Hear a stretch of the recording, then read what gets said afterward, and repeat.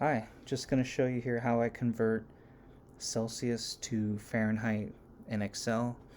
So usually when I make the conversion, I usually have a lot of data and I paste it into Excel, and I already have formulas there waiting to make the conversion.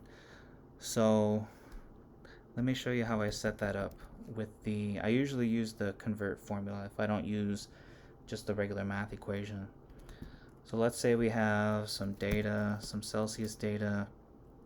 I'm just going to add some increments of 5 for simplicity. Let's say every time I want to dump this data, I want it to be able to convert to Fahrenheit. So we have this formula and this function, and it'll actually convert a lot of different types of measurements. So the convert function, the first thing you need is a number, which in my case would be F10.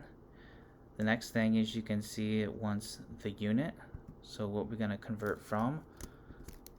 So I'm going to add C for Celsius,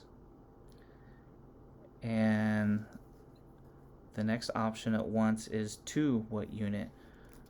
I'm going to add, with quotes around it, F for Fahrenheit.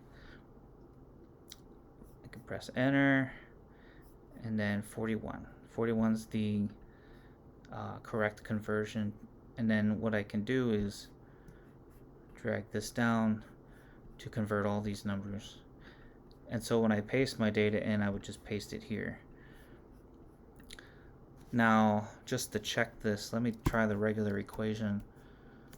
Well, I want to label this Fahrenheit, and so to find Fahrenheit, we're going to equals Celsius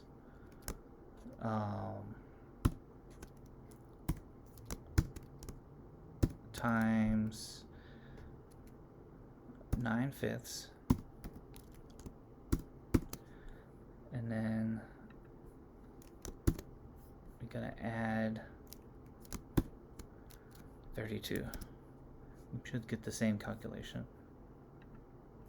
There we go, 41.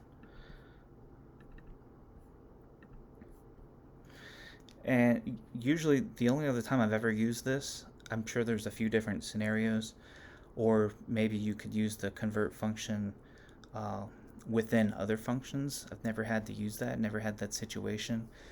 But another thing, if you just want like a simple way to find the Fahrenheit, you could just have one cell that converts, and you can just use this to make your changes.